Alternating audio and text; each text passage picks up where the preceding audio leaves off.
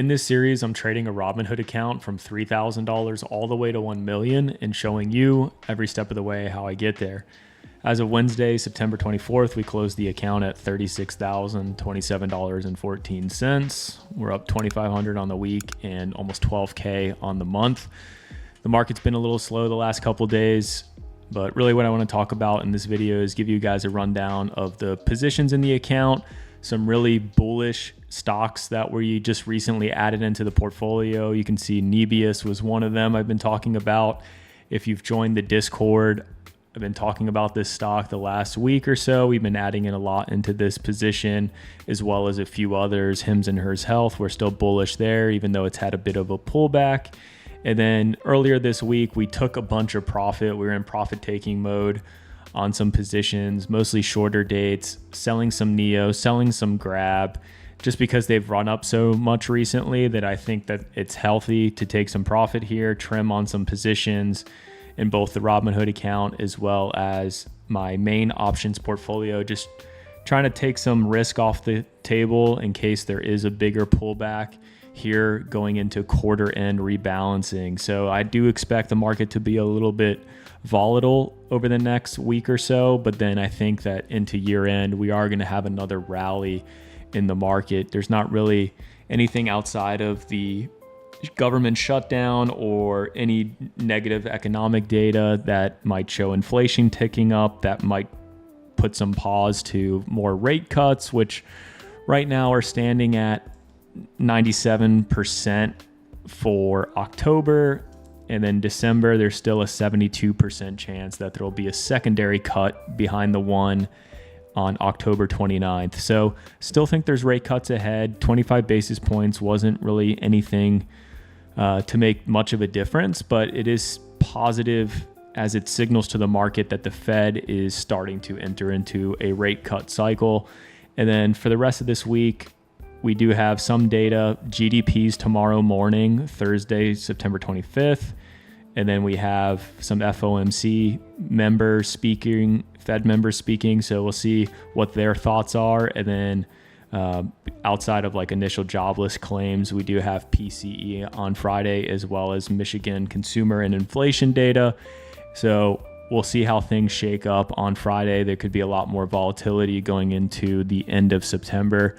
Really what I'd be looking to do is just take some profit, trim some profit, push out your dates on any options that you're bullish on, just because you want to weather the storm, and then buy some dips, maybe with some shorter dates if we actually do get a bigger dip. I don't know if we will, but we'll see.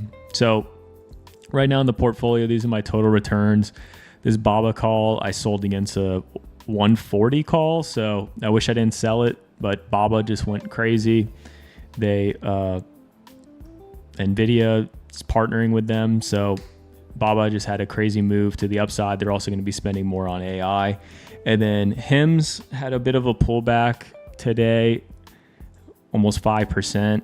This stock has 41% short interest, so I'm not too worried about it. We're still positive on this position. We've actually averaged up into this position quite a bit, but you can see all of my spreads here. I'm just playing spreads in the Robinhood account, and then I have naked calls in my main portfolio.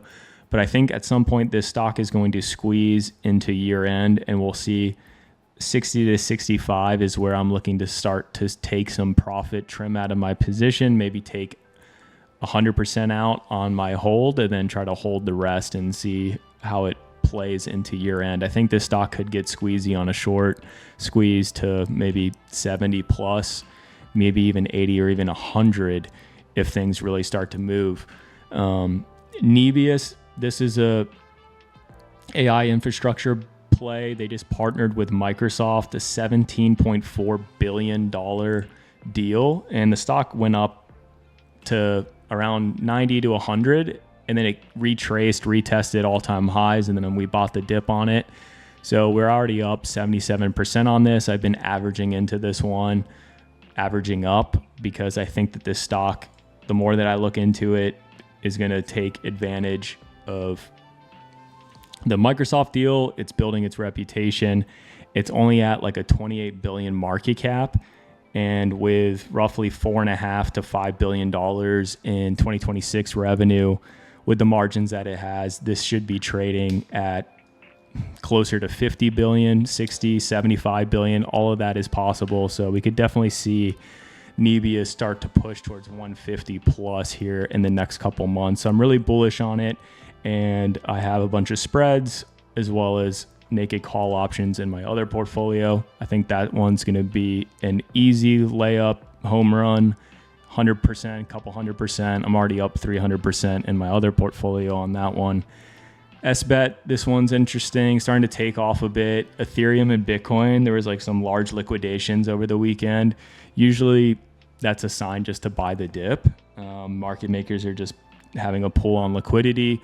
People get margin called, they're forced to sell out. There's a big drop as it just blows through all the stops, and then the market, or crypto rather, starts to bounce from there. So we have this poor man's covered call that we're running, $16 calls for January. Then we're selling these shorter dated out the money calls.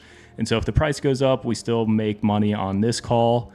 We lose money on these calls, but this will more than offset the losses on here. And then it's kind of like basically selling covered calls. So we participate in the revenue on this position as it moves up towards 19.5 and $20.50. And if it closes above that, then we'll get assigned and lose our positions, but we'll still make money. And you can see here, we're up $255 on this position. But overall, I've already taken out now a few $100 already from that position from selling covered calls. So really good annualized return overall. So in the account though, we do have a lot of Grab and we do have a lot of Neo. Now we're starting to move into nebius and Hims and Hers Health. And I still think that Grab and Neo are bullish. I think that these ones can continue higher. One of Grab's main competitors, GoTo, is having a lot of legal trouble, and they're backed by Google and HSBC, and there could be some sort of lawsuit that actually hurts GoTo's position and their company. And if that happens, then Grab is going to continue to take more and more market share and grow in that Indonesia, Southeast Asia space. So I think that Grab, although it hit my target at 661, and I can show you on this on the chart here in a moment, but took a lot of profit from this position. In the Robinhood account, I actually sold 27 call options for October 17th at the $7 strikes. They were trading at $20 credits. They're now at $13 per contract. And so I'm up 35% on this position. So whenever you have a really strong rally in a position, maybe you don't want to sell it completely, because I have mostly leaps and shares on Grab.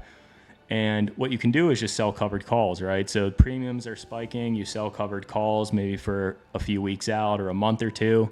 And that way you can still participate if the price goes higher.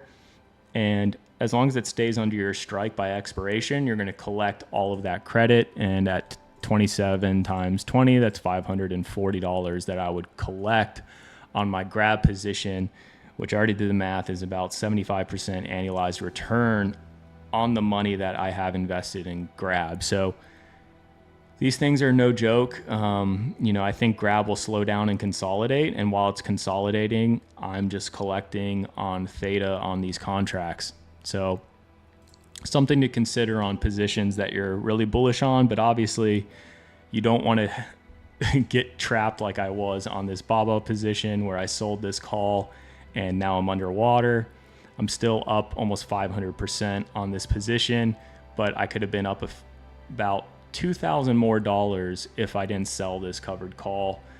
It's a little bit more deceiving than that. Maybe like $1,200 or so I could have kept on this position if I would have not sold the covered call. So you can get trapped sometimes, but overall, still a solid strategy, and it gives you a lot of optionality with your position. And then Upwork, this thing has been a monster trade. We've up 1,300% on this position. We sold some covered calls against it. We'll see what happens if we get assigned or not. But overall on Upwork, we not only are up 70% on shares, which is huge, but we're up 660% overall on this total position. And then we have these calls that are underwater at this point. So I'm just going to get assigned on those, and that's fine. No big deal. This was a big win in the account. So that's what the portfolio is looking like today. Like I said, really just being very cautious over the next 2 weeks, and then we'll see how things play out. But let's get into the charts. And we had a request from our last video for PayPal. Sorry, it's been a week, but let's just dive right into this. So PayPal right now is trading at 65 billion market cap. It actually beat earnings for Q2. But since then, it's been a little bit weak. You know, most of these stocks like Alibaba, they have had these bottoming patterns where, you know, it came down and then it's just been hovering on the ocean floor for a period of time. And then it has this breakout and things start to turn around for the company, maybe return to growth. Maybe they're going through a transitional phase, all those types of things. And then it starts to break out. Now, looking at this chart, obviously like 2021 was very much a bubble. Things kind of collapsed on itself for PayPal. Now it's kind of trading within this big range. And so there's a few different levels I'd be looking at. I'm still really bullish on PayPal as a company. It's not a bad company by any means. It's growing at like 6-7% revenue year over year, $65 billion market cap, has a decent margins, cash flow position, but you know, it's just not really that sexy of a company. It's not really benefiting from like this whole AI craze. And so I would just be looking at it more from a technical perspective, as well as back in Q2, it actually entered into a restructuring phase. So they've been trying to cut a lot of costs with their business as they try to focus more on profitability. They've laid off people. And so there's restructuring charges that are associated with that. But over time, that means that the margins are going to improve in the business. And so as margins improve in the business, that's usually a very positive thing for the stock as it provides more free cash flow per share for shareholders. And so over time, I think PayPal, as it goes through this stage, which is 18 to 42 months, that's 3.5 years, I think that will be a good thing for PayPal. Really what I'd be looking for is a break of this upper trend line. As you can see here, 2 major reactions over a long period of time. If it ever breaks above this level, holds above it, you can either enter on the break or on a retest. If that happens, that's a really solid entry on the stock. Obviously, if you're just looking to buy and hold this for long term, you could run a bit of like a wheel strategy on this where you sell puts, sell calls, buy the underlying stock, rinse and repeat, collect premium. This one's pretty range bound. It's actually a stock that is a good candidate if you're looking to wheel it. But I'd be looking at this 65-70 level. There's a decently large volume shelf here just because it's been trading on the floor for so long. So there's a lot of business that's been done here between this $60 to $66 level. And so that area is really not that risky if you're just looking to buy shares. You can even buy them now. If I was looking to play options though, I really want to see a break and momentum to show up for this to carry and push towards this previous gap on earnings, which is at $73 per share. So I'd be looking for a move there. If it can fill into this gap, a really good profit taking zone would be between $76 to $78. But this gap that's remained open since January is really the one that, you know, you probably want to hold a certain amount of position to try to get back to this $82 to $86 level, which is probably a better fair market value for PayPal's valuation with its growth and its profile and its business model. I think that it's probably fair value between $82 to $87. But yeah, we'll see. I just think that you play this if you're looking to go with options. You can sell puts, sell calls, buy shares. That's a solid strategy if you're just looking to generate income over the period of time. But as this restructuring program that they're going through, as that starts to show more and more results, we could definitely see a breakout on PayPal. Definitely not a bad position overall, but yeah, just really looking for that momentum play. Now let's take a look at Bitcoin and Ethereum. So I can actually show you this other Bitcoin chart, but Bitcoin is right now in a bull flag, which is bullish. At some point, this will more than likely break to the upside, and we'll probably have a push back towards highs, maybe even breaking into new highs.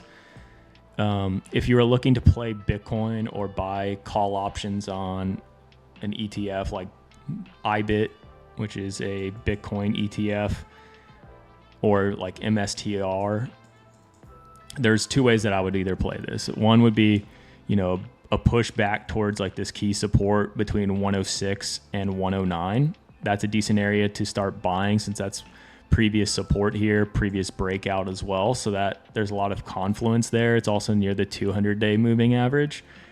If it gets back down there, it's a decent little dip buy, because I am bullish. Crypto usually does well in Q4 of every year, like around October, November. It has hit in history. It usually has a really strong run, which you could see here back in November of 2024. Back in November of 2023, like you can see how it usually has a lot of inflows, especially as everybody gets their little Santa Claus rally and throws all their money into crypto.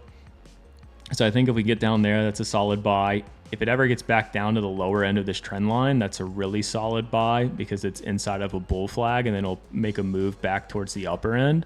So you could play it that way. This would be buy zone number 1, buy zone number 2.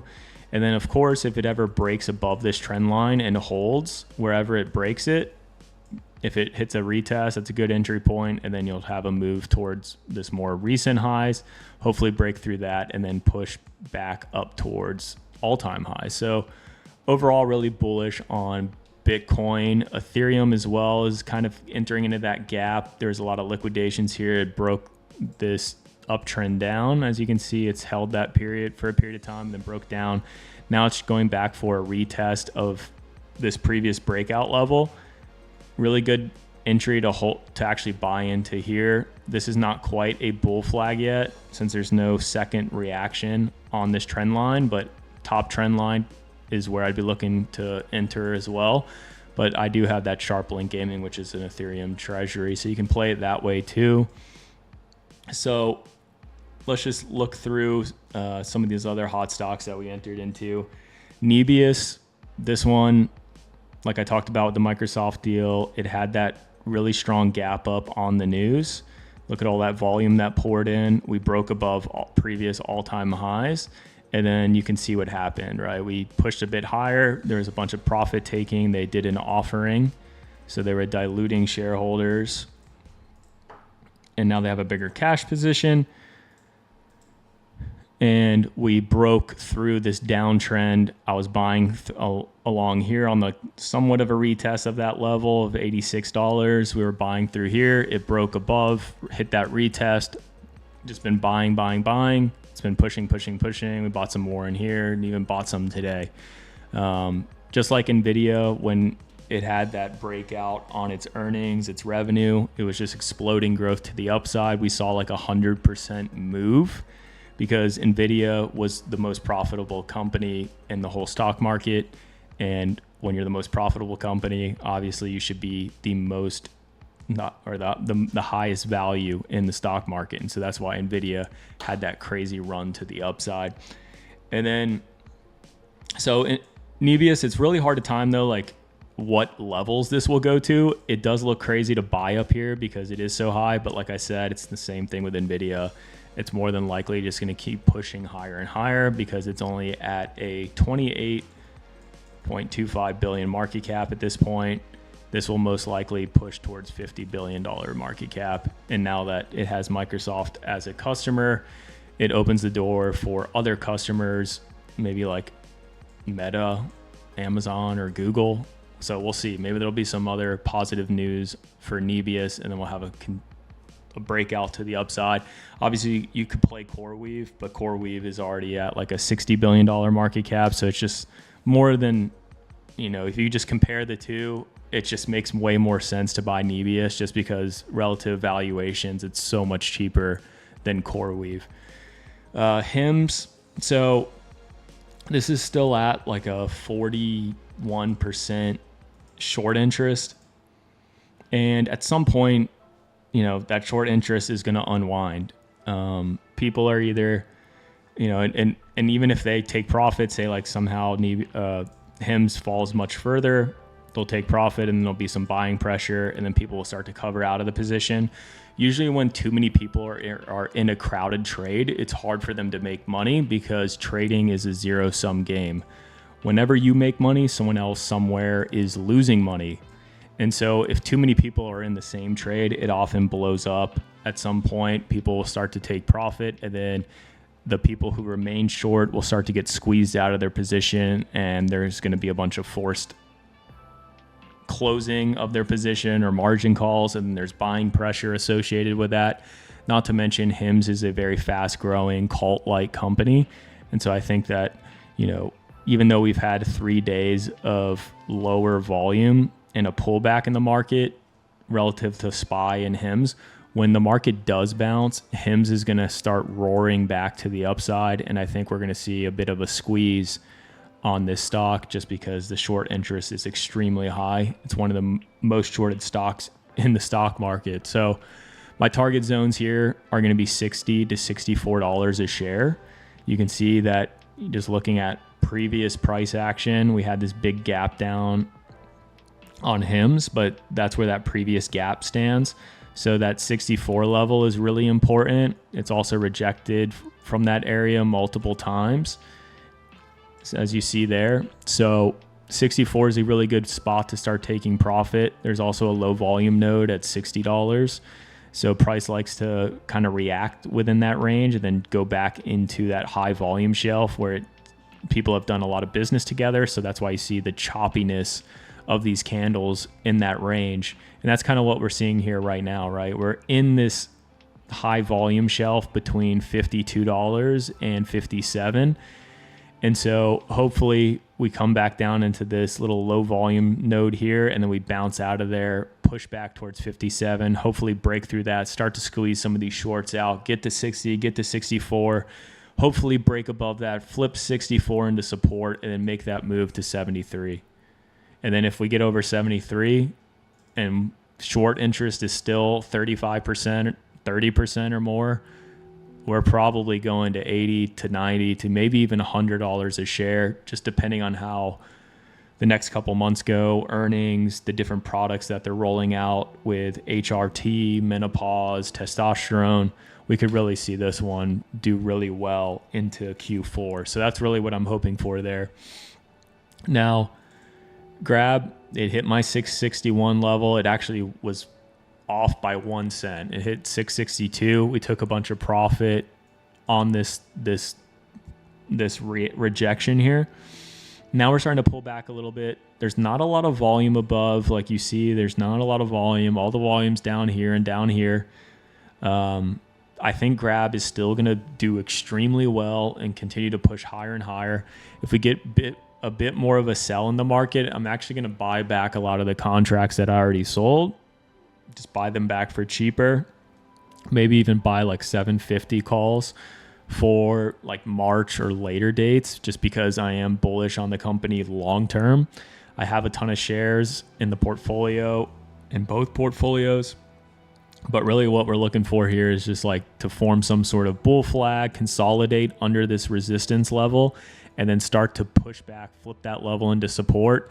And there's not a lot of volume here, so hopefully we can push through here, try to get up to that 764 level, which, just looking historically, that's like an area where candles have rejected. Same thing here. That was like the high from February of 2022 was at 661 level. And look, you just see it reject right off that level just because you're using historical price as your key levels.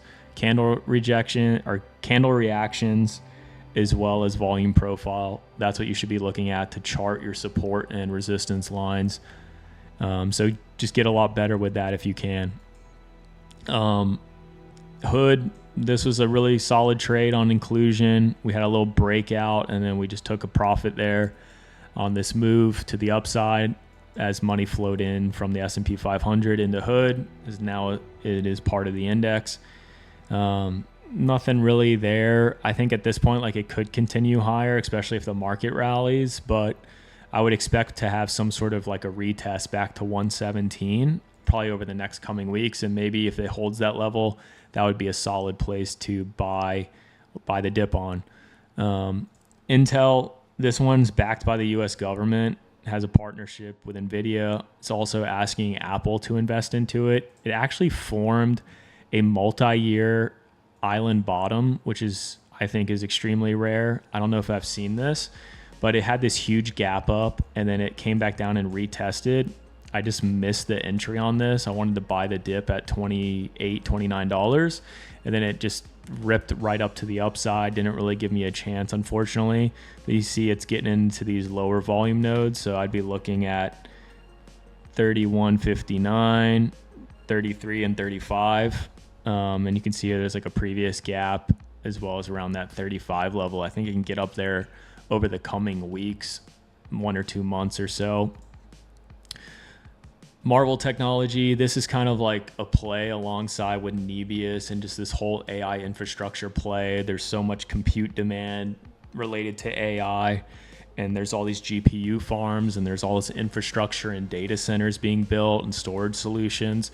And mrvl Technology provides a lot of the networking solutions, the custom silicone, a lot of the really just those companies that help provide different parts of the supply chain for these AI build outs. And so mrvl is going to participate in that. They also just announced a $5 billion buyback program with an additional $1 billion if they want to purchase more. You can see it broke out of this downtrend after earnings. It had that gap down. It just went ahead and filled that gap. I actually bought it in here on the retest, and then it pushed to the upside. Now it's at the 200-day. That area acted as resistance. There is, I think this is actually a gap. Not quite. So this kind of already filled at this point, but I'm really looking for that 83 level to trade in the short term, get back over that 200-day moving average. And then there is a even bigger gap all the way back here that hasn't quite filled up to $90. So really would be looking at that level to maybe take some short-term profit. But I really could see this stock continuing to push higher. There could be some news with this one. They really just take a part of the supply chain for all these GPU farms. Unity, we don't want to forget about this one. It's just kind of consolidating in this range above 43.52, which was a previous resistance level. It's flipped that area into support for a period of time. Not a lot of volume. There still are weekly whale rolling contracts. The whales for January have not sold yet, but you can see that it's really just kind of sitting, and it's maybe not the best thing. At some point, it's going to make a move. I would like to see it to start to curl up and push towards that $50 level. But on a day when SPY was pretty weak and Unity actually went positive on the day for a period of time, it even broke like a recent little downtrend that you're seeing here. Really solid overall for holding these levels. I am excited about its earnings in November. If earnings can do well, there's been a lot of different game designers like Wild Card Games, and there was another one, I forget the name now, but there's these anecdotes of actual customers using Unity's vector platform, and they're continuing to transfer more and more spend and budget dollars towards using the vector platform. That's really promising when you see these client testimonials that the product is working well for them. And so hopefully that shows up in Q3 earnings for Unity software, and we could have a really strong breakout towards 50, maybe even get up to this $58 level. It's going to be a really wild ride, of course. There could be a big drop on earnings if it doesn't do well or the market digests it in a negative way. But as long as that big gamma ball of options on the options chain for 30 calls and 65 calls, and really just all the calls that are sitting on the options chain, if there is a drop, it's more than likely to get bought up very, very quickly. So I'm really just kind of being patient. I have like mostly March dated contracts, December and January.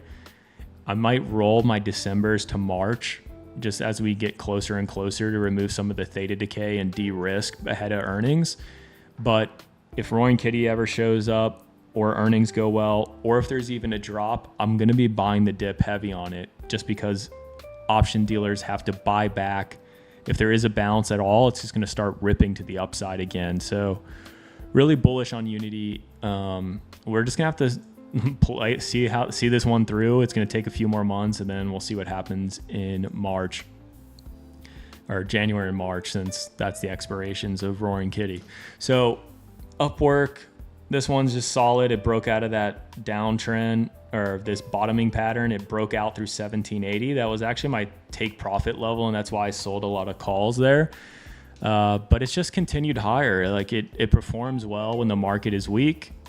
And although like a lot of people are losing their job, maybe the workforce is changing with AI, and Upwork's just going to benefit from that with all these AI agents, AI solutions, different contractors, people in India using the platforms, and then the whole thing with like the H-1B visas.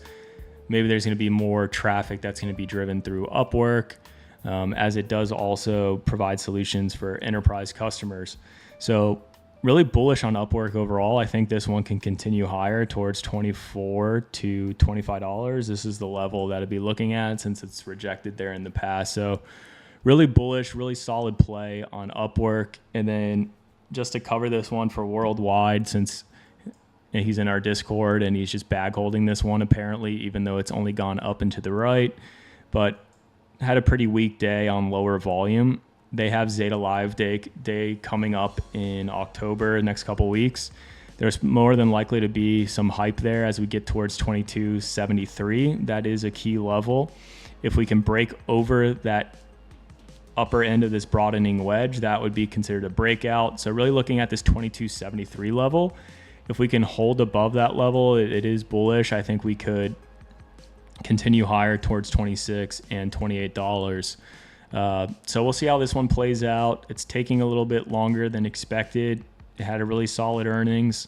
They have a bunch of different solutions around AI that they're bringing to their platform for their marketing platform for their customers. And I think Zeta can make this move and break out and start moving towards $25 to $28 by the end of this year. So really bullish there overall.